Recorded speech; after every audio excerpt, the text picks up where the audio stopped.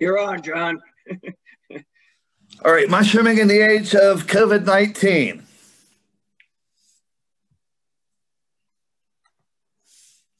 Starting in March 2020, COVID-19 started to hit us hard, and many governors started issuing stay-at-home orders. Our mushroom season could be ruined. Not long after that, the major mushroom forays like Nama, Nymph, and all the club forays started to get canceled. Then every mushroom foray that I could find across the country was canceled.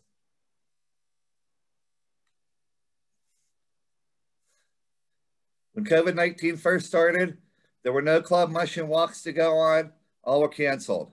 You were told to stay at home or go on a walk by yourself, away from people. For the first month or so, that was okay. After that, it started to get boring.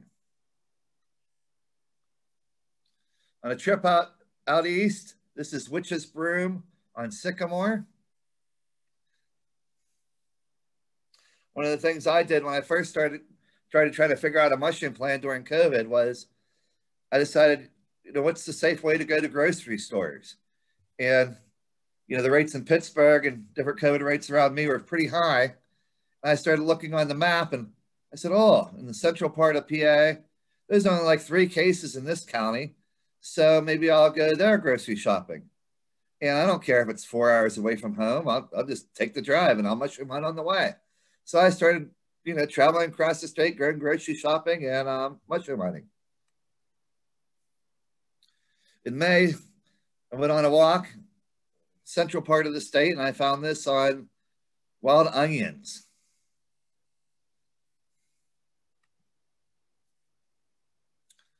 Then on geraniums.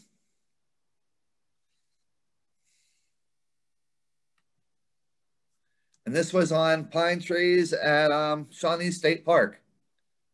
Nice little rust fungi. When I was going out this year, one of the things I wanted to do was to try to find more unusual stuff that's not in my field guides, try to learn a lot of new things.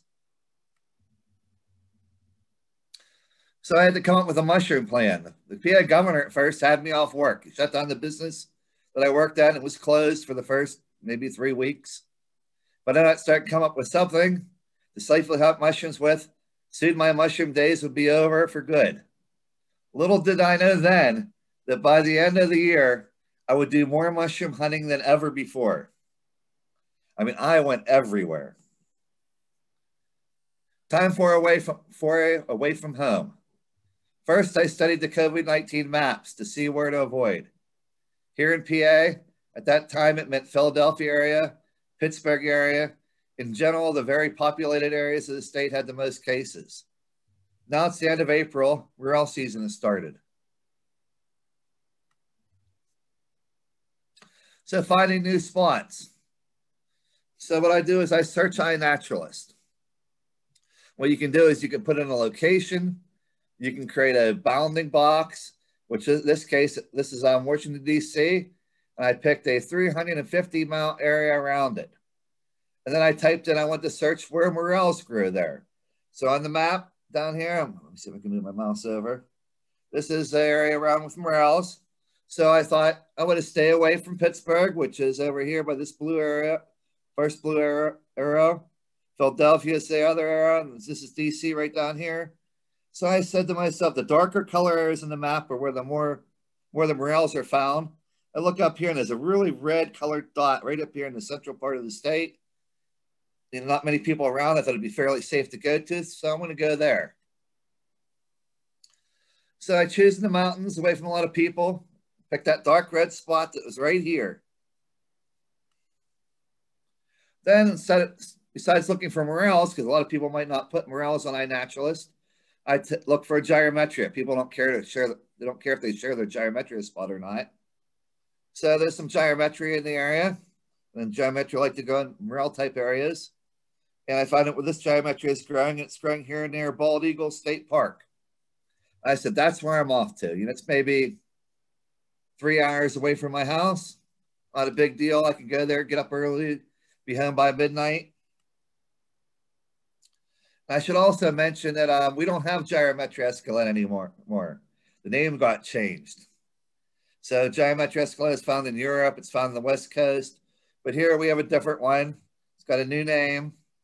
Another reason why I picked this spot out near Bald Eagle State Park is because a local mushroom club there went out mushroom hunting, I don't know, 3 or 4 years ago.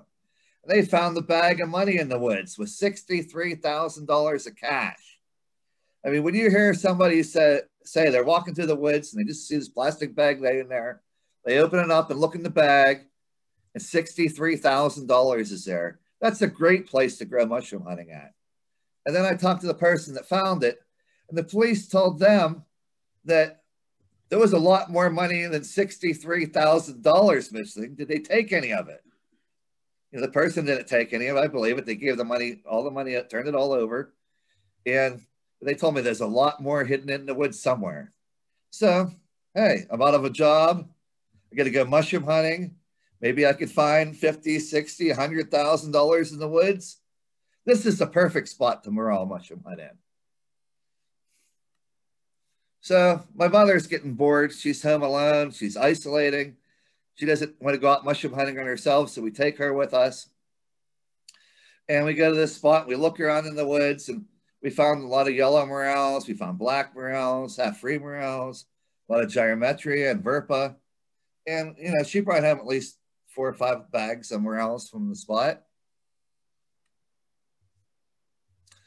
Then our second morel foray of the year was into Ohio with a couple friends. We went into the really deep woods. We did stay in a hotel at that time of the year. It was before hotel safety data was available. Since then, we don't stay in hotels. But at first, you know, we knew cruise ships were dangerous. They were death traps. But, you know, we thought we just stayed in a hotel room, we'd be safe. Now I don't think it's that safe. So every 4 after this one, we never stayed in a hotel again. But we did get morels in Ohio. Another thing I came up with a plan was to use iNaturalist. If I could find good morel spots using it, I want to see what unusual things people are finding on iNaturalist. So I'd monitor maybe 300 or 400 miles away from my house. I'd try to look and see what was found that day. This was a rust growing on arrowheads. And I think it was like maybe 3.5 hours away from my home. And I sent the person that found the little message on iNat, and I said, hey, do you mind, you know, sharing the spot better with me and give me some additional details? And they said, sure. They gave me the details. So I was off, and I found these growing on the arrowheads. They were maybe 50 feet out into the swampy water. You know, after driving all that way, I didn't really want to get all muddy and wet to go out there and photograph them. But once you drive that far, you got to get your feet wet and go out. I got this great picture of it. I was also there. Nate also told me about another mushroom he had at his house, in the woods there by his father-in-law's house. And it's called plum pockets. And this is growing on a plum tree. And you can see these are the deformed plums that are deformed by a fungus. And then on the trip there, we also saw a Tophrania on cherry trees. It was pretty unusual. I like to see all the unusual fungi. So I go all these rural areas because rural areas are the safest place to go. Don't go into Pittsburgh. A lot of times that's where I hunt with the local club, and I figured too many people, it's too unsafe. I'm going to go somewhere with this very low population. I'm going to do my grocery shopping there too while I'm on the way. And here's a sign on the door. It says, nowhere in the code does it say you have to wear a mask. Your body, your choice. And it's way different when you go to the rural areas. They don't really believe in COVID-19, I don't think. At least half the people don't. This was the only sign that was appropriate to show here. A lot said worse. Rural stores have toilet paper and other supplies when they're impossible to get back in the city. Like I can go right now and go out in the rural area and I can find hand sanitizer. I can find Clorox wipes. I can find whatever I want that you can't get here near the city where I live. They have no limits on items, and prices for things there like meats did not go up during the shortage. In fact, I found a couple stores where I was able to get entire heaping grocery carts full of food for less than $65 in Ohio, Pennsylvania, and Maryland. I was out the other day, I think it was maybe a week ago. I think I put a couple pictures on Facebook of 3 of the items we got. And I've got a case of cookies. I've got a case of bread dough and a case of something else for $1 a case. So now it's the end of June, and I get a call from my sister. She just rented a beautiful 2-bedroom condo in Ocean City, Maryland. It was on special for $200 a week. And I asked myself, is it safe to go to Maryland now? I start thinking the room should be more than that just for a night. Why is it so cheap? I'm thinking everybody's afraid to go stay in Maryland because of COVID at the ocean. So, you know, I decided maybe I'll go and I'll just keep away from everybody. I'll bring all my supplies. I'll go hunting in the woods, stay at least 50 feet away from everyone. And, you know, I think it can be done safely. I might be crazy, but I'm going to try it. So we're off to Maryland, and, you know, I'm looking at on my iNaturalist app on the way, and I see a cool rust fungi growing in one of the parks in DC there. So I stop and I photograph that. I stop a couple other places on the way, get there late. This is our view from our deck in Maryland. We stayed at the condo. You're driving down the road, and you have to ask yourself, do you think it's safe out in the woods here in Maryland? Though it's not safe in the town, this is the local ice cream store. It says the vaccine is the ice cream, and nobody has masks on. Nobody's social distancing. You know, it's not that great. I thought about going in a restaurant. I brought my mask. I wear it. And I peek in the door. I look, and they have maybe 2/3 of the restaurant roped off where you can't go. I guess their governor in Maryland said, you know, you're only allowed to have so many tables in the restaurant, so many people, do it safely. So close 2/3 of the restaurant off, or 2/3 less people. But their interpretation of having less people in the restaurant doesn't mean space them out and have less people. They shut 2/3 of the restaurant down. They put all the tables 1 foot apart. So if you went to eat in the restaurant, you'd be bumping elbows with the people at the table next to you. So it's not a very safe place to eat there.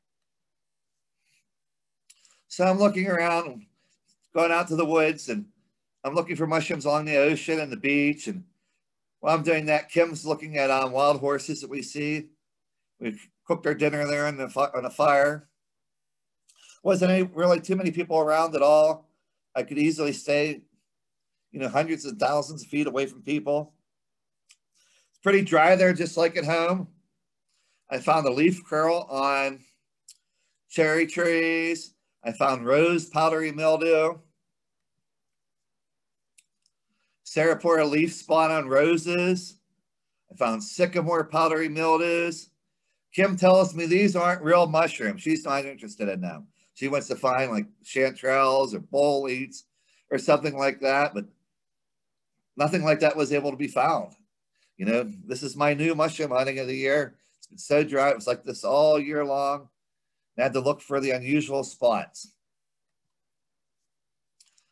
We found powdery mildew on grapes. I got rust on pears. I found some burdock spots and spindle tree powdery mildew. The thing I was most excited about was these little ladybug looking things, which is an insect, and these are immature. I thought it had some type of cordyceps or some type of fungus growing on them. And it really turns out that's how they look when they're immature. It wasn't anything special. So I'm out looking in the woods for mushrooms on leaves. Kim's there catching us dinner. You know, we can't go to the restaurants because they're unsafe and that's not an option. So she sits there with her net, and she has a little piece of chicken on a rope, and she catches us our crabs for dinner. We saw this tortoise on the bottom. I think it's a protected species. She said, we're not eating that. So time for a 4 away from home. It's the middle of July, and I had an opportunity comes up to go to Florida for 2 days expense-free. At this time, the nation watches the news and horror. There are nightly stories about the virus spreading across Florida. The question is, would you go? You know, my sister lives down there. I call her up. And I said, Cheryl, what's going on in Florida where you live? And she says, all these people from New York City, all these rich people, they come down to their homes in Florida and they bring all the virus down with them. They go party on the beach. It's definitely not safe here. I'm thinking, I need to have a mushroom season. It's a free trip. What if I pack my car to the top? It's sort of like this picture here. We get the car all filled full of stuff and stuff on the roof. Bring all my groceries with me. Bring everything I need. I'm not going to stop anywhere. I'm just going to go to the woods. If I go in the woods, I'll be away from people and I'll be safe. So on the way to Florida, I go. Go through North Carolina. At the rest area, I find a cool rust on the crepe myrtle and some cool Telopolis.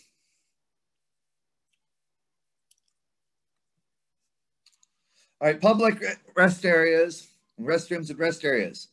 During the first part of COVID-19, I get a call from one of the state parks telling me that my mushroom talk, walk, and workshop was canceled. They informed me that the governor ordered the park shut down, except for camping and hiking. Staff there was very limited, and even the restrooms were locked down for safety to help stop the spread of COVID-19. I asked the park person there, where do they go to the bathroom at if the restrooms are locked down? I was informed everywhere and anywhere they don't even want to think about it. I asked, how does that make it safer? If one uses the restroom and touches something, at least they know what parts of themselves they should keep clean to keep safe. How does one know what parts of the tall grass, etc., along the trails or in the woods are well watered, and what areas to avoid, and where it is safe to walk through? She tells me, good questions. Maybe the woods are not safe. We're not going anywhere near them. Now it's later in the year, and many public toilets are open. Do you use them, or do you go into the woods? What about the ones on a rest area that get thousands and thousands of people? So, get to Florida. And my sister told me about a mushroom that I was looking for. I told her I'm looking for a Ganoderma growing on a palm tree called Ganoderma Meridithia. And she goes out, she likes to jog, and she tells me about all these parks she goes to where there's nobody there at all. It's really safe. She gives me the location. And Kim and I go out and we find this Ganoderma Meridithia on the palm tree. It's one of the things I really went to photograph when I was there. I went around, mostly it was leaf spots I found, but I found some other stuff. This was one of my, this one here looks like a little white exhibitidium, like we find growing on rhododendron at home. I thought that was a cool exhibitidium, but really it was an insect. I look around in Florida, I found some amanitas, some polypores. Probably my second favorite polypore was the one on the bottom right, the Ganoderma Meridithia. That one grows under conifer trees. It's sort of light like Ganoderma Meridithia, but different type of habitat. Most of what I found in Florida, I looked a couple days, was leaf spots on leaves, and I'm still working on identifying a lot of it. So now the vast majority of the mushroom clubs also canceled their forays. They canceled all their walks for the year. My local club was an exception. They finally decided they're going to have a few secret walks late into the year, but you had to sign up and be chosen to attend in a raffle. Sometimes 10 people would come on a walk. It was never more than 20. It's limited to the few people. Location was not given until the day before the walk. So it could be far away in a crappy spot that I didn't want to go to. Should I mention that I was one of the 2 people in charge of my local club's walks? The club leadership made these choices and I was not consulted. So having to sign up for the walk with few people chosen, too limited, few people attending causes few mushrooms to be found at a known location with little notice, far away, maybe at a crappy spot. Yes, they have been to places that look like strip mines with mostly non-mycorrhizal trees and lots of sycamore. I figured I won't learn mushrooms there or find any edibles. I'm not going, and they can. Then finally, we have a decent amount of real rain. We see some guild mushrooms. I pick a number of agaricus, got this nice little bag by where my mom volunteers at. But it dries out again. It's been dry all year. This year was probably the worst year for mushrooms I've ever seen. So mushroom hunting with other clubs. And my local club's not doing anything I like. I found a few forays far away from home in Pennsylvania. Visiting other clubs can be fun, especially if you make it there and back before midnight. You know, a lot of these clubs that I went to are 5, 6, 7 hours away from home. You know, by the time you drive there, you get up before daylight, you get back after midnight. It's tiring. This year at all the forays I went to, masks had to be worn, at least in the pavilions. Now, my first COVID-19 mistake mushroom hunting of the year. Somehow I let my guard down on the return trip back to the shelter, and I left off my mask. Was it a mistake? Peer pressure, being outdoors, being around friends, or some other factor? At the end of my talk, I was sitting right down beside a few people. The one person told me that they were sick for over a week. And now that they think about it, they might have had COVID. How long ago, I asked them. Oh, it's okay. I started feeling better a few days ago. You know, that's not too good. So here's some stuff that I found. I can't find many guild mushrooms. This was growing on prickly lettuce. I found this cool yellow analoma that just found the name of it when I was looking it up. Then I found a few forays far away in New York. This foray was a very long drive, so I thought that it involved an overnight stay. This is the same foray as this is the same foray a year before. No foray photos were taken this year to protect the, we're not going to say. Before you start thinking I was having too much fun, to go to this foray safely, it involved camping in the middle of the forest at state game lands. There's just a pull off on the side of the road. You see the cars there, there's our tents. No power, no bathrooms, no toilet paper, no picnic tables, no amenities of any kind. We didn't have any lights. It's pitch dark there. I didn't mind it too much, but the wife was a little upset. Maybe I forgot to tell her we were really going to be roughing it. So New York, I'm looking around, it's still dry in New York. You know, I figure it has to be wetter than home. We find this neat little Sinosabe. I find the linden leaf blotch. You know, this is what made me happy during the trip. And my wife keeps saying, these are not real fungi. And I sort of agree. I'd rather find a nice chanterelle, but if that's what I can find, I have to try to identify it and figure out what it is. And that's all there is there to learn. Then we found this little Lanzea or Rustomia growing on leaf veins. This is 5 times life size.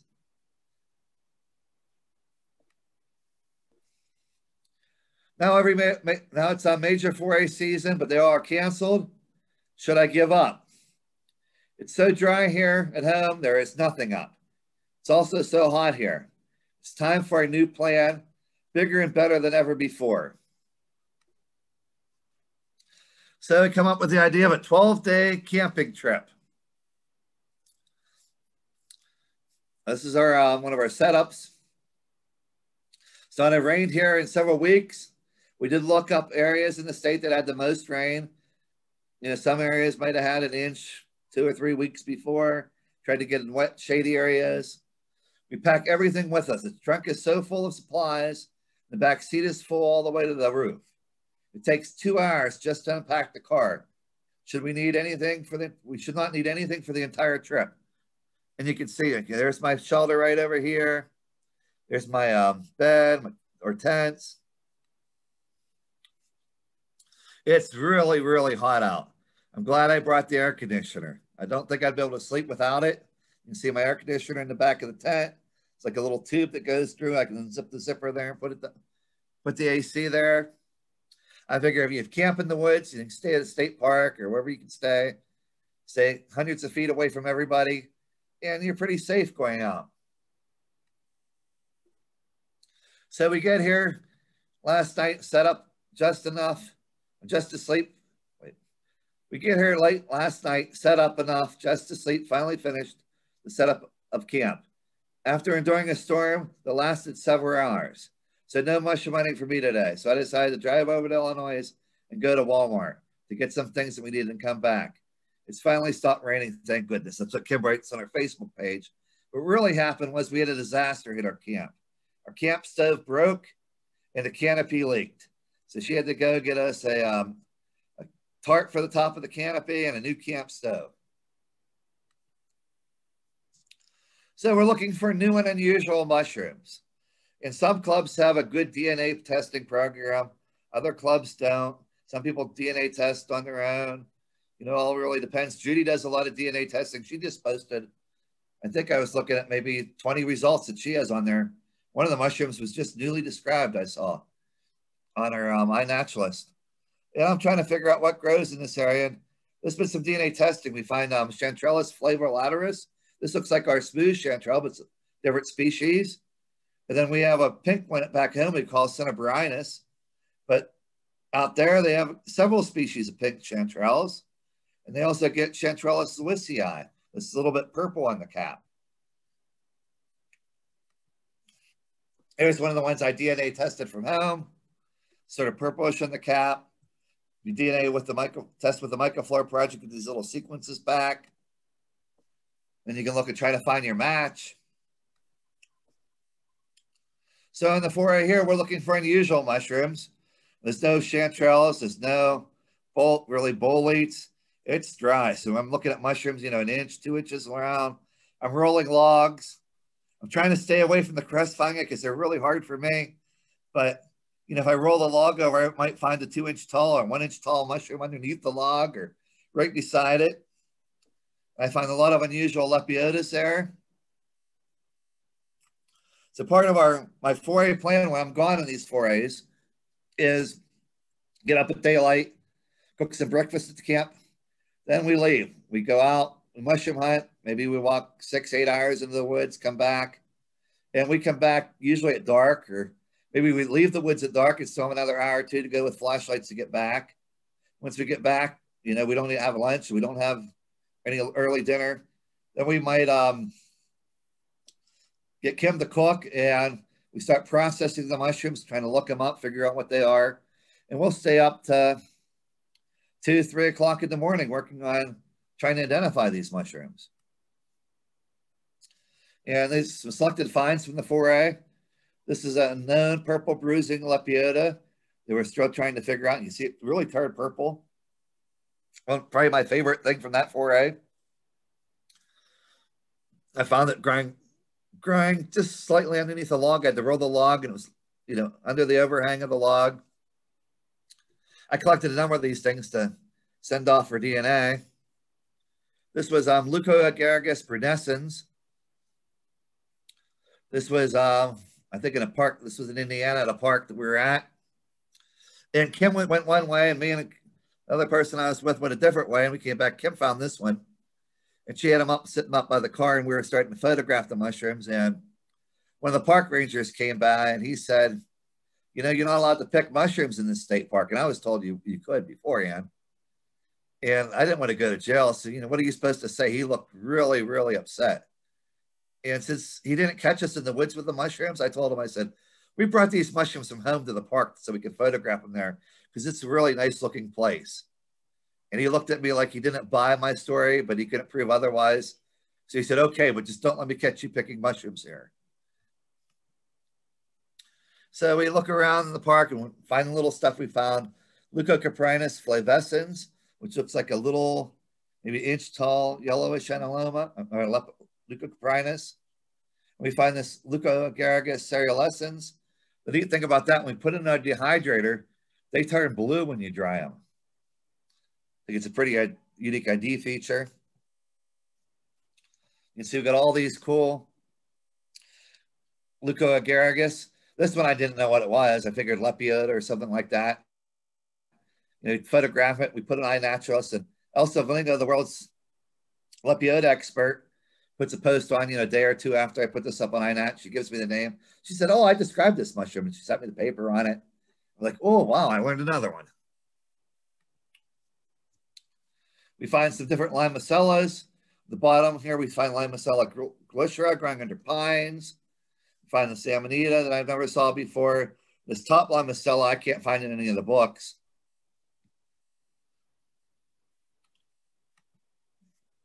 And this is Coagaragus and Volvariella nigrodisca and some Foliotas.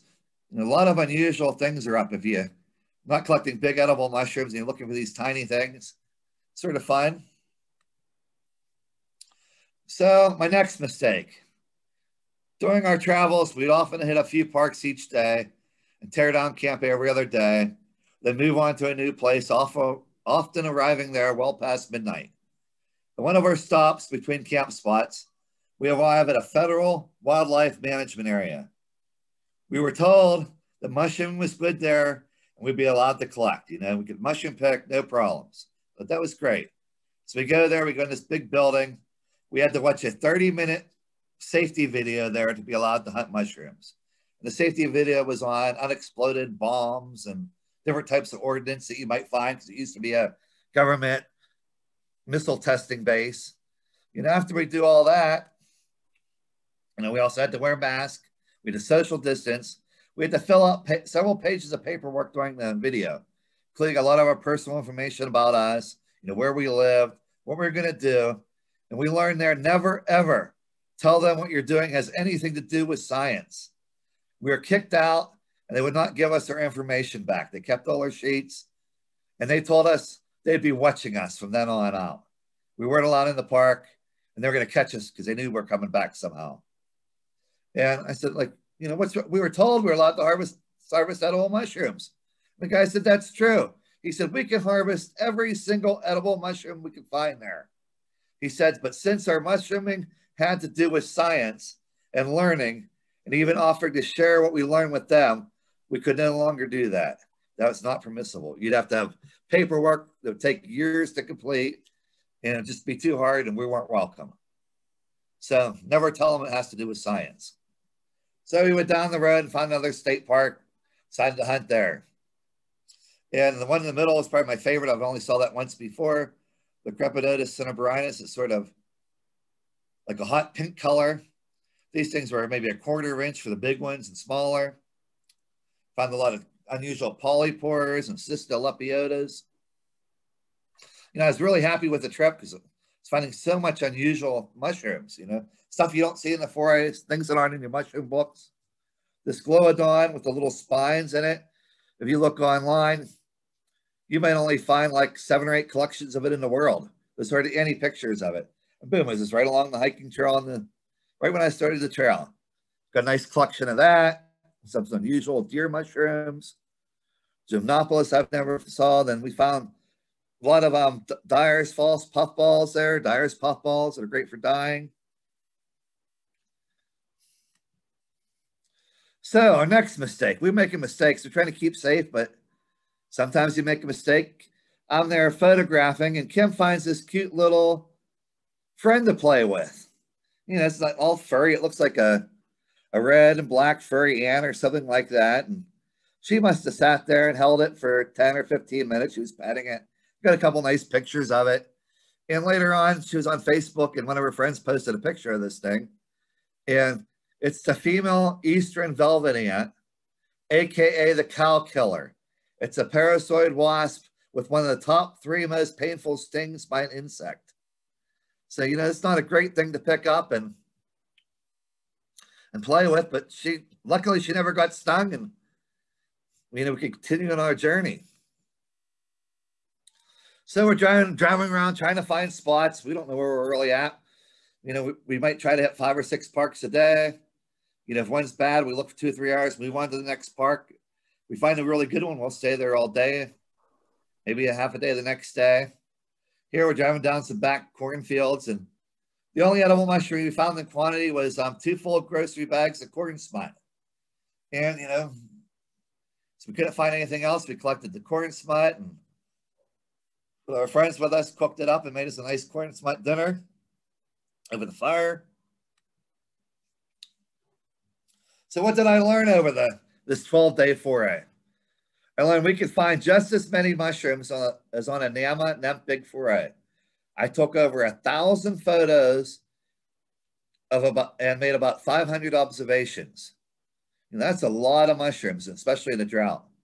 I found out we could find much cooler and more unusual species than we see at the big forays for much less money and more fun. And I thought to myself, does the old boys club at these forays really care about science? You know, I was listening to NAMA 2020 budget talk, and I found out they pay $12,000 to pay people to come and voucher the mushrooms that were identified at the foray. Sometimes not putting some of them on display for people to learn. Then they find out they spend far less on experts, maybe as little as $4,000 on experts and $0 on the really cool stuff left on the table that no one could identify, which I think may be the most important of all the stuff. You know, what should we be doing? It's time for a plan. You know, I figured a family of four could easily spend $1,600 just for the foray fees, and even more on travel with airfare and car rental. The total could be even more than the foray spends on my colleges. So I figured maybe it's good to go on 1 or 2 bigger forays a year, but I need to spend a lot more time going out on my own foray with a couple people and seriously studying the mushrooms from the time you wake up to well past midnight. You know, I learned that getting up at sunrise, hunting mushrooms at dark, working on them at 2 a.m. every day, skipping lunch and only after dark. It's a lot of work, but well worth it. So not long after the 12-day foray, we decided maybe we should go to New Jersey. We heard they got a little rain. You know, we didn't get any hurricanes this year, any rain from that, but some places got a little. We decided to study the rain maps. We picked a spot. And this time, we may have a problem. There are all sorts of COVID-19 travel restrictions going on now. We'll be able to cross the border. There are 4 of us going, and one of the cars has New York license plates. So I look it up to see what states we're allowed to go to New Jersey from. And it says you're allowed to enter from New Jersey from PA, but not from many areas. And our GPS on the phone had us bypass the checkpoint. When we arrived in New Jersey at 2 a.m. during a rainstorm, it was very dry there for weeks before, but we did have some rain then. So my wife, Kim, she goes out, looks at the beach, you know, on one of those spots, and you hear all in the news, you know, all the beaches are unsafe. There's so many people there. If you go to the beach, you're going to catch COVID. You know, it's a death wish because everybody's partying on the beach. So we walked to the beach on the way to find the were mushroom. You can see there's nobody at all on the beach. We're the only person there. It's perfectly safe. You know, maybe you don't want to go to the most populated, famous beach, but if you go to most of the beaches, you're not going to find anybody. They're all scared to go. You'll be there by yourself. So here we end up in the New Jersey Pine Barrens. And we hiked for about 6 miles, and it's very beautiful. Found a few mushrooms. We even got to go on a walk in New Jersey with a local club. Kim likes to post photos of me and unusual mushrooms when we're at these forays. And here we find this she said she found this rare mushroom while JJ was napping once again. This is rare analoma. It's sort of a bluish purple colored. She has me sleeping there and the reaction on my face. She does that every foray. You can judge for yourself if I was really sleeping or she's just having fun. But we also found some sand-loving lactarias there. Here's my picture of the analoma. That's what I really came to find during the foray. I knew where it grows, so they told me the spot. So I know the area it grows under Atlantic cedar. And I said, I got to find this mushroom. And we hiked and hiked and hiked. And Kim's like, I can't walk any farther. I can't walk any farther. I'm just going to sit on this log and I hike and go on. I finally find it and I drag her back to show her where I found it at. I've got some nice pictures. Other selected finds from this foray, we find this Doughnut fungus that grows on burnt soil under conifer trees. And it is Hispidus is another good dyeing mushroom. It makes like fox color dyes. If you're gonna like now for NAMA and you see Arlene Bissett there, she makes these little foxes. She dyes the wool with them, and nice fox, like an orangish colored dye out of it. We find the sarcodon when I don't get back at home. Some xanthoconiums. And it's very beautiful woods when you're hunting on their Atlantic white cedar. Really interesting stuff there. I get home from New Jersey. And I decided, you know, it's getting late in the year. Maybe Grifola has to be out. It was dry here for so long. Our season lasted about a week, and then everything dried out. As many other areas of the country, the restaurants here suffered by being ordered closed for indoor dining. What are we supposed to do when traveling a few hours away home from mushroom hunting? Like this Grifola spot was maybe 3 hours away. And then, you know, if you're hiking 3 or 4 hours to find your Grifola, you got to drive back home, your belly's growling. Maybe you could pack a lunch or something, but that's not that good. So I learned some more stuff about mushroom hunting. I learned that they have food trucks. And a lot of these, or at least in Pennsylvania, they get these food truck festivals, or they park along the roads, different places. I'll be driving down a back road and there's a food truck and they're selling food. So I found out, why is it taking me so long to find out that if you buy wine and alcoholic slushies before you go mushroom hunting, take them into the woods to mushroom hunt, you have even more fun mushrooming than without them. And so this is the new mushroom hunting program. You buy your alcohol slushy, you go off in the woods and you drink it and have a lot of fun. So I asked myself, you know, it's getting near the end part of October. Can it really be this bad? It's so dry here. I'm not seeing much of anything. I don't think much could be worse than COVID-19, but this may be far worse to a mushroomer. Nothing could be worse than a season without many mushrooms and no rain. It has to be greener somewhere else. The temperature here is getting close to freezing at many nights. And I may be going to depression from the lack of larger and edible fungi. What should I do? You know, some of these trips that I showed you that, you know, in this PowerPoint, you know, they're pretty fun.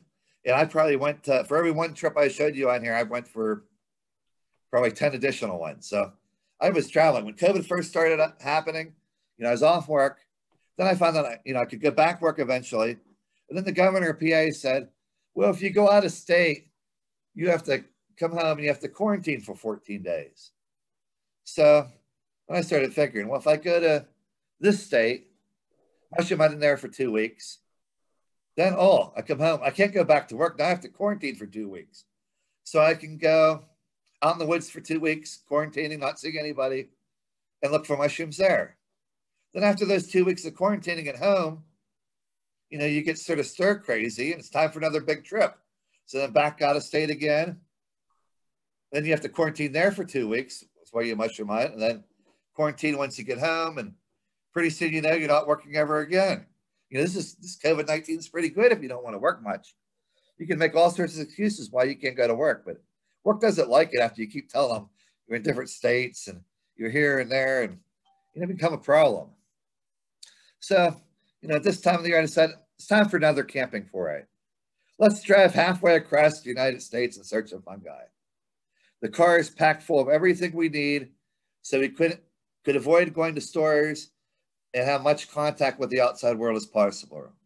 Our car was packed so full and looked much like this one. This time, instead of AC, we brought along a giant heater. Disaster strikes on day one. We arrive. There are no mushrooms at the campground at all. I would have thought that I was in a desert, but it's so cold here, I can't stop shivering and get warm even with my 2 coats on. I'm thinking about packing up and heading home in the morning. At night, a storm hits and destroys our shelter. Over the picnic table, it's all bent up and collapsed.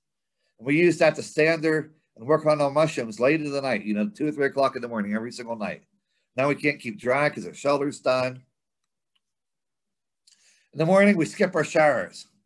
It's just too cold out, and we decide to see if we can survive the cold and head off to meet friends for a mushroom walk 20 minutes down the road from the campground. It's freezing out. I have hat, gloves, long underwear on, and I'm still shivering. It was not far into the woods, and our friend Brian scores an amazing find. a cordyceps I've never seen before on an insect I can't identify. And this is pretty awesome, cordyceps. I think he thought it was Zaria farinosa. Not so sure. And you can see there's a little insect down here, but that's different than what I've seen it on in the past.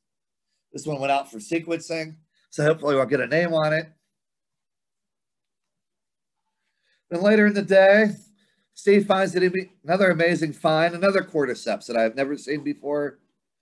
And it looks like it might be on a centipede or something like that. Sort of pinkish. And you can see like little pinkish stems right here. And it has like a little whitish colored head. I try to look it up in my books. I got a couple cordyceps sites online and look at every single cordyceps picture there, and there's nothing like it. It's very cool. I'm sort of jealous. Everybody else is finding cool mushrooms, and I'm not. I should mention, this foray is so dry. We should have brought Judy with us. I'm sorry, Judy, for not inviting you. I didn't know it'd be so dry. But all we did on this foray was roll logs. I rolled 10,000 logs. And the only place we'd find mushrooms is under the logs. And this foray, all I found was crest mushrooms. I found hundreds and hundreds and hundreds of unusual crests. I mean, there's so many crests that I saw, I didn't know what to do. So many little mushrooms. This one, we rolled a lot. There's log got rolled, and this little yellow fuzzy mushroom is growing into the log. The extreme picture there is 5 times life size. I have a macro lens on my camera with a ring flash that I could take up to 5x. So on day 3 of this 10-day trip, this is my find of the day. You know, Kim would say it's not a real mushroom. It's a powdery mildew on a tulip poplar leaf. But, you know, it's dry. This is the best thing I could find. I've never found it before. I looked it up. I identified it, so I learned a new mushroom. In this park, we had a real trouble. You know, we got to the park late at night. I think it was not that late at night, but maybe 4 o'clock. Me and my buddy were going to go in the woods. Kim said she just wait in the car. She was tired of hiking. And the sign at the park said, park closes at 6. So I look at my watch. All right, we can walk in the woods for an hour and hike mushrooms. And then an hour later, we'll turn around, we'll come out, and, you know, we'll follow the rules. And it's 5 o'clock and my phone rings in the woods. I'm surprised I got a signal. Kim says, where are you? I said, well, I'm like at least an hour into the woods. I've been hiking, you know, we've been hiking as fast as we can, rolling logs, looking for little mushrooms. And she says, well, the park police are here. You have to get out of here now. You're not allowed in this park. She says, don't you know what time it is? So I look at my watch. I say, it's 5 o'clock. The sign said the park doesn't close to 6. And the guy's on the phone. He says, well, right where Kim's standing, you're right on the time zone change. Right where she's standing, it's 5 o'clock. But where I'm standing, it's 6 o'clock. And I tell him, oh, I'm sorry, but you don't have any signs in the park saying, hey, during the middle of the park, there's a time zone change. You know, be careful. If you're here, you got to be out this time. If you're this other side, you got to be out the other time. I said, my phone says it's 5 o'clock. It's 5 o'clock where I'm at. You know, I'm sorry I can't make it out. I'm an hour into the woods. There's no way I can be out in 5 minutes like you want. I said, why don't you just, I'll tell my wife to park outside the gate, lock the park shut, and we'll find our way back to the road. He's like, you can't get back to the road. There's barbed wire fences. You're not getting out. I'm going to have to leave, stay here and wait for you or do something like that. And I'm thinking, oh no, I got all these unusual mushrooms I'm going to bring back. I think this time we were at a private reserve where you're definitely not allowed to pick mushrooms. I'll probably go to jail if he sees a big bag of unusual stuff I found. He can't possibly say that. I'm like, please, you know, we'll find our way out. We're sorry. And we're trying to figure out how to smuggle our mushrooms out of this park and not get caught. And then Kim calls me back. You know, we're on the way out. We're trying to figure out how to throw him over the fence and how to come back for him or what we're going to do. Kim calls and said, oh, he was nice. He pulled the gate shut and he said, just, you know, push it open when you leave and then push it again. He'll be back to lock it later. And he was gone. So it's safe for us to come out of the woods with our mushrooms. We collected some nice mushrooms there, but if you're hunting in certain parts of the country, you got to pay attention to time changes. Here's some selected things we found at the foray. We found that Decropictus elegans we find here at home, but it's pretty wine. We found Foliata subsulfurea that I've never seen back at home. On day 5 of this foray, it was still very cold. And we had to observe not too far from Chicago. Kim is back at camp trying to stay warm after dropping him off here just down the road from the campground. The expert mycologist that I'm with yells out, he has found a really cool fungi, and I rush over with my camera to see what tiny treasures he found. What usually happens in these forays is, one of us, we're both looking for mushrooms, maybe 50 feet apart with an earshot of each other. And, when one person photographs, the other walks all around, maybe a couple 100 feet around and looks. We roll logs, we try to find more, and then we haul if we find something, worthy of photographing. It's so dry. But once in a while, you don't find nothing. You might walk an hour and not find anything. But once in a while, we get these special moist locations. We might find 5 or 6 things to photograph in this one location. We got really lucky here. There's 5 cool mushrooms we got. This is a typha species that I've never seen this one before at home. It's probably not much bigger than 1/8 of an inch tall. We're down rolling logs, looking on the ground for tiny things. I was real excited when we found this mushroom. And I just photographed the first of several cool finds. And here comes the park police.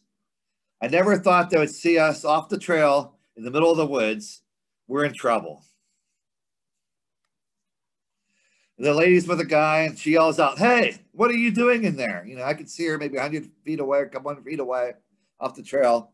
She's like, "You're not allowed off the trail. Get out of there now." I can't tell her we're mushrooming. We go to jail. She's seen a bag of mushrooms we picked there. What are we supposed to do? So I said, "Oh, I'm just taking pictures of birds and different types of nature things. I'm really, really sorry. So I apologize. I tell her we'll gather our stuff up and leave right away. But we really have more to photograph," and she buys it. She leaves. And okay, just get out of there right away. So we're still there because it takes us, setting up our tripods, switching the macro lenses and all this stuff. It probably took us 40 minutes to photograph those 5 mushrooms. And we'll stay there. We just finished photographing them. And we figure we better go back to the trail so we don't get in trouble. But before we make it back to the trail, we hear them on an ATV searching for us. And we dive behind a wood pile to hide. And we might have been laying in that wood pile for like 20 minutes at least. And I could see them, to get off the ATV, that both of them were there. They have binoculars. They're scanning the woods looking for us. We peek out a little bit. Oh, no, we're going to be in trouble. We're going to go to jail. What to do. And finally, they leave. But right where we dive down in the woods, everybody dive down the ground, and we hid there for 20 minutes. He finds this really cool pink crust growing on a grapevine. And, I've got a number of crust books, but I've never seen something, picture doesn't do it justice. I've never seen anything hot pink like this. And that was like outstanding. The trail might be a 30-minute walk from where we're at to get back on the trail. I figured we better get out of here, get this quick picture of this mushroom, get out of here before the police come and arrest us and take us off to jail. And we're talking about all the cool things we found and what to do. And I said to my buddy, I said, "Hey, one of us is, if we see him, one of us is going to have to lead them on a chase. They're going to chase us. The other one's going to grab the bag of mushrooms and leave the park." And, we come up with different plans and what to do and how to do it. But they're gone. We photographed this cool pink crust. And in that area, we found like 5 or 6 more cool mushrooms to photograph. So we're there for another hour. We're not supposed to be. But we're rolling along, finding tons of stuff. There are so many unusual crusts that don't grow near, grow at home like where I'm at. We also find like little cups under things and all sorts of cool things. Like this is Catastrophe, Catastrophe, a little yellow cup we're working on still. In the park before we leave, I find one of the rare 10 mushrooms. If you're on like iNaturalist or part of the Microflora project, you heard of the Fungal Diversity Rare 10 Challenge. This is one of them. This is a Volvariella growing on a Catastrophe. And you can see the, get the mouse here. You can see the Volvariella has a big sac at the base of it, sort of like a sac on the Amanita growing around the stem. This is Erotic Catastrophe mushroom. And it's one of the 10 top rare mushrooms, and gets a nice, that was right next to the road. So we're standing on the road. We were okay to photograph this mushroom. And that was my find of the trip, I think. And if you look on like the Fungal Diversity Survey, which was the old Mycoflora Project's website, you can download these brochures on their top 10 rare challenge. Tells all about the mushrooms. Most of their mushrooms are West Coast mushrooms. This Foveolus directus is supposed to grow on Catastrophe nibularis, but we don't have that Catastrophe here in PA. I thought what I found looked like Catastrophe robusta. So I'm not sure if it's a cryptic species of Foveolus or not, but we collected it and we set it off for DNA and we collected the Catastrophe it was growing on. Next year, they're supposed to have this rare 10 challenge in the East. So we'll have to see. So we go out looking the next day in the new park and we see some bison. And I look, you know, I've looked on bison dung before. I've never found anything, but this time I find some orange cups on bison dung. Photographs 5 times life size down on the bottom there. Pretty cool mushroom. So now I'm back home, you know, trip's over. And I thought, what do you do in the winter this time of year? A lot of times, usually what I do is I might have a grocery store foray. And during COVID, spending a lot of times in the grocery store might be a difficult choice. You know, you don't want to be around a lot of people. You know, outdoor farmers markets probably are better. And maybe mail order foraging could be some fun. You know, that's your 3 options, I guess. I think going outside and being outdoors is pretty safe. You know, as long as you're decent 6 feet away from somebody, I'm not scared at all. I'd rather be that than in the building. So here's our options. I could go down, this was the year before, go down to Pittsburgh, do the grocery store. I could stop at the Polish deli, you could stop at some Chinese stores, you could stop at some Thai stores. There's a whole bunch of ethnic stores that each have their own type of mushroom. Here at this one, this is a Polish deli. Kim likes that one. They have dried mushrooms, wild mushroom soups. They got all sorts of pickled mushrooms. They also have a restaurant there. They cook mushrooms. You go up the little counter and get your food. Dried mushrooms, different types of lexinums and some boletes, mushroom soups. We also stopped at 2 Chinese grocery stores, an Italian store, several other types of stores. By the time we leave, we have over 30 types of mushrooms in our trunk to take back home. So, you know, if you look on the internet, you'll see about different truffles and how expensive they are. And, you know, why not get some truffles? If you don't know where to find them or think you can afford them, that might not be a problem. I get a friend, if you're on Facebook, you can see him. His name's TJ Jackson. He posts on there all the time. This is a post from maybe a year or so ago, 2 years ago, I guess 2018. I'll be selling 1/2 ounce containers of white truffles for $10 each at the Christmas market at the Ligonier YMCA tomorrow from 9 a.m. to 1 p.m. Just mentioned this post. And, you know, the Ligonier YMCA market, if you don't know where Ligonier is at, it's probably 15 minutes away from where they have the Sequinota foray. So it's not far from Camp Sequinota. If you're there, might be a good time to drive down to Ligonier and get some mushrooms off TJ.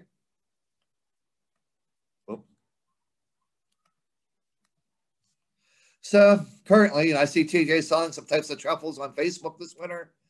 So I send him a message and he tells us to come over to his house after 6 p.m. when he's off work to get some from a shop in the basement. I figure Kim has never had fresh truffles before. I think this is her well-deserved reward for all the dishes she has cooked, all the mushroom processing she has done all season. She is ready for a nice truffle meal. During her long winter break, little does she know what she has in store for her. So we start driving to TJ, long drive to TJ's house. You know, weather's still okay. By the time we get to TJ's house, this is how it looks. And TJ lives in one of the steepest streets in Pittsburgh area. I mean, the street, it's like driving up a sharp mountain in West Virginia or something, but you're in the city. and it is steep. The truck's sliding down the hill. I got four-wheel drive. I said, oh man, I don't know if we should have made it 20 or not. And so we go down to TJ's basement and we see the different truffle species and he tells us he has, and some other fresh mushroom species. He gets fresh mushroom species all winter long from the West Coast in Europe. I think to myself, we'll have to be back soon. And I thank him and hurry him to start processing all the mushrooms I bought. And if you don't live near TJ, he does ship all his mushrooms.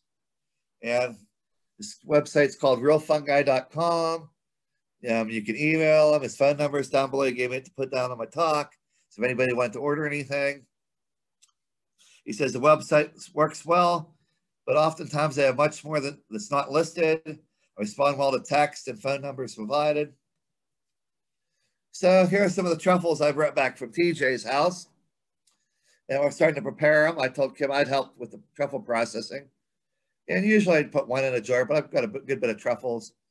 And so I put some eggs, some rice, some butter. And, the truffles in this picture are for show. You can see them right here. When you put them in the jars, you want to wrap them in a paper towel. That doesn't look nice for the picture, but leave them wrapped in the paper towel. They keep them maybe 4 days. And before using our truffle, we want to get the maximum value for our dollar. The final use of truffles is to shave them onto a dish. But before that, we use them to infuse items that typically have a high oil content. Items like eggs, nuts, cheeses, chocolates, etc. 1 day in the fridge with each jar full of items, and a single truffle will do. And you do this for the first 4 days you have your truffles. You can flavor dozens and dozens and dozens of eggs. You can flavor nuts, all sorts of stuff. So I don't want to be accused of not helping Kim process the mushrooms. My part of the job was to do all the processing. I filled up half the fridge with so many giant jars of dozens of different items to infuse them with truffle aroma. I changed items in the jars every day for 4 days. I did such a good job that by the time I was done, Kim's entire refrigerator was full of nothing but truffle-infused deliciousness. Let the cooking begin. So here's the Oregon black truffle. Got these from TJ. Besides, cooking with them, I like science. Put a few under my microscope and I looked at the spores and you see what the truffle spores look like. And we made some truffles and bacon and toast. Shave the truffles over the eggs and maybe put some on the bacon. Here's the Italian white truffle. Here are the meals we made with them. Italian whites. We shaved it on the mac and cheese and over the meat. Lots of different breakfast. Other species of truffle spores look a little bit different. Beautiful looking aside. Decided to try popcorn, and truffles are delicious, shaved over popcorn. Here's some salts and some nuts that we infused them with the truffles in the fridge for overnight. Then after a while, we didn't use quite all our truffles up. I gave some away. We cooked a lot with them. Then I'd grind the truffles up, put them in the salt too. I got a lot of truffle salt. We flavored chocolate bars with the truffles. Delicious, making your own hot chocolate with some truffle shaved on top and truffle flavored chocolate bars. We also took a lot of cheeses. You would open the plastic of the cheese, put it in a jar with the truffles. They're infused. You get the beautiful aroma of the truffle all through the cheese just by sitting there overnight. Another species of truffle we got from TJ. I think I've got 5 or 6 different species of truffles off him already. I'm sure he sells more. Sometimes I don't get there in time or I don't read the post on Facebook.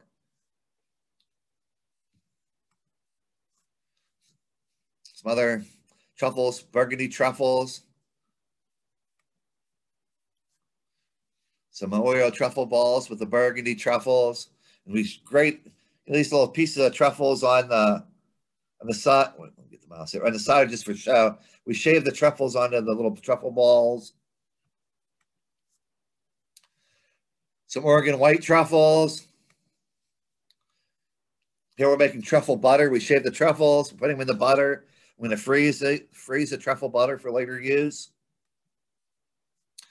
So, you know, if you spend some money on some few $100 on some truffles, for Kim was the best investment I made all year.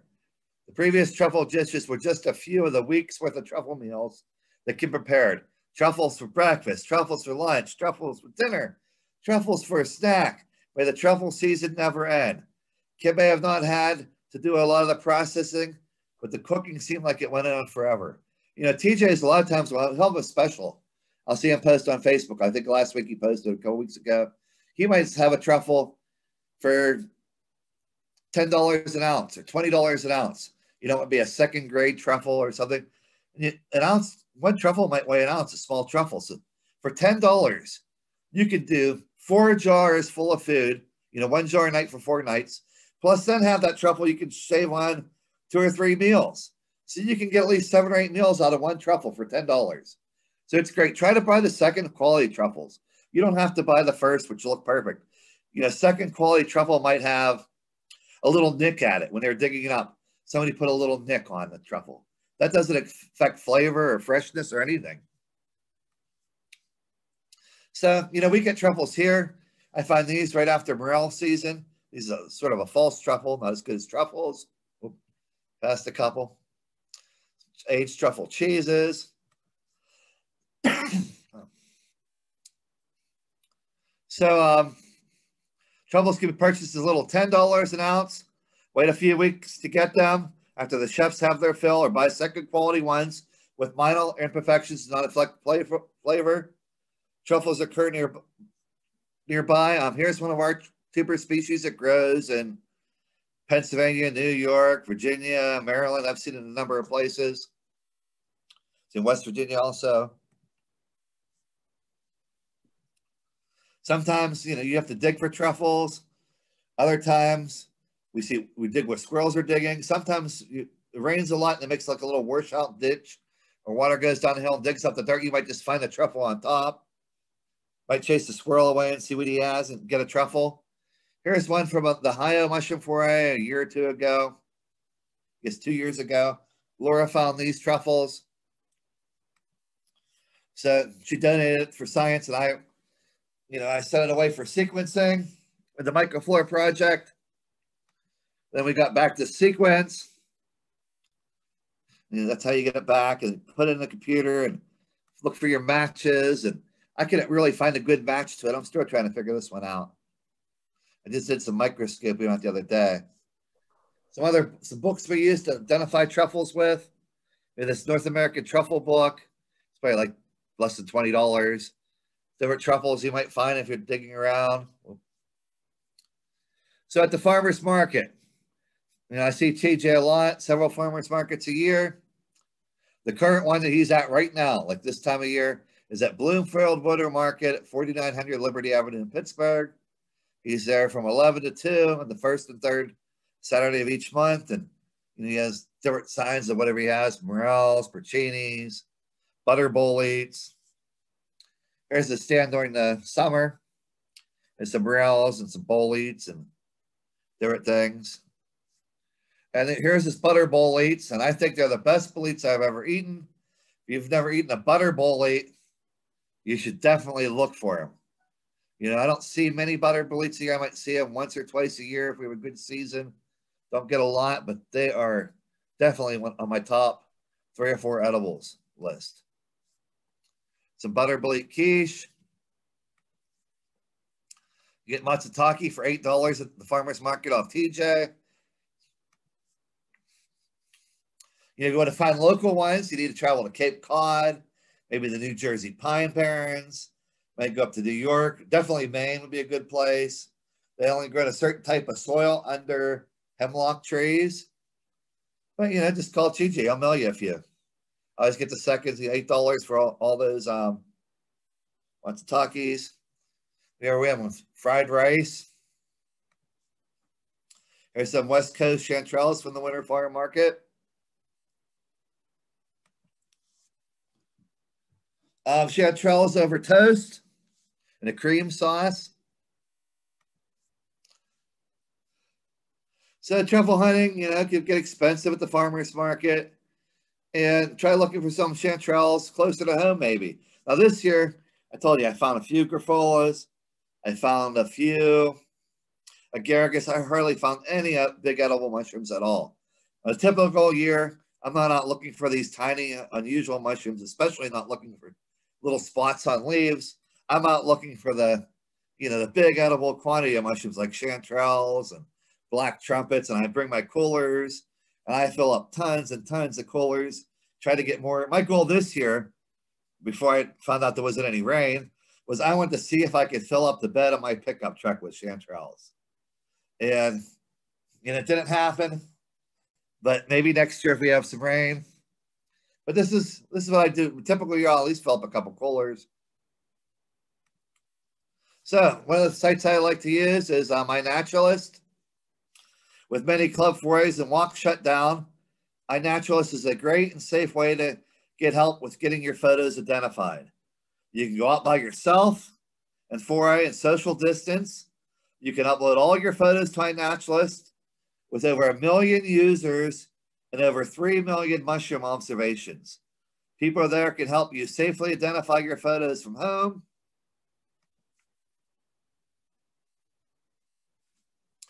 Many people use iNat to share their photos. In our case, mushroom photos. You know, there'll be other stuff beside mushrooms. There'll be plants, insects, different things. A lot of people use a cell phone and the app and upload their photos or GPS locations. All as they are taking the photo. It's very quick and convenient, but the photo from a cell phone often are as good as with a DSLR camera.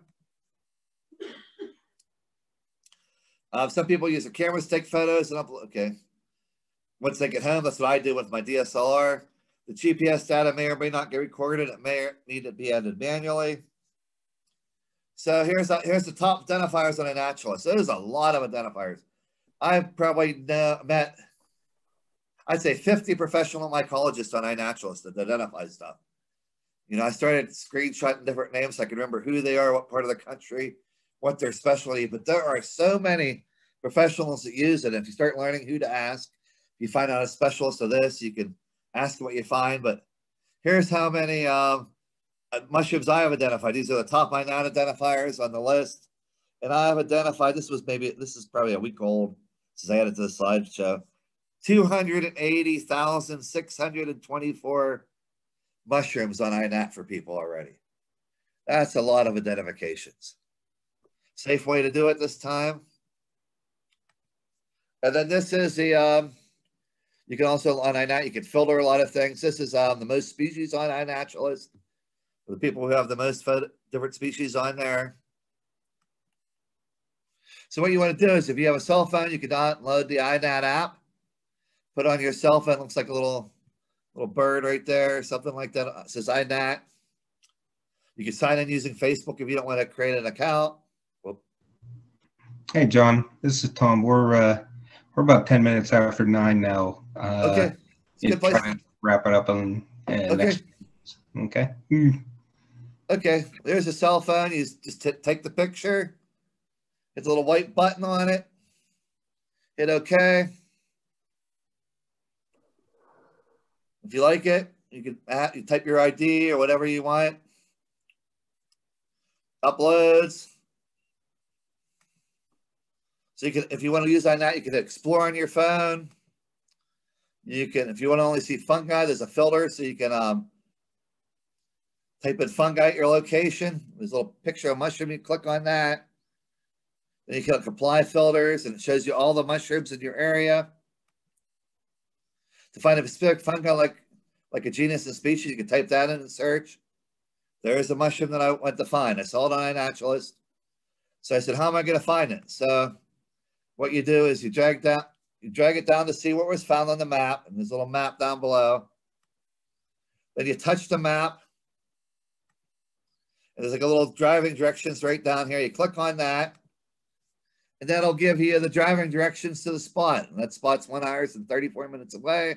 Hit start, and it takes you to the spot. And once you get to the woods, it'll show you how to get there from there. Judy's told me, I think, 2 mushrooms this year, 2 really cool things she found. She told me where to find them using iNat. I saw them on there, so that's pretty nice of her. Going to see some cool stuff. But there, I found it using iNaturalist in that mushroom there. Oh, make certain to turn off your device's GPS when uploading edibles if you don't want others to find your spot, or you can obscure your observation so people can't see the exact location. Let's quit there.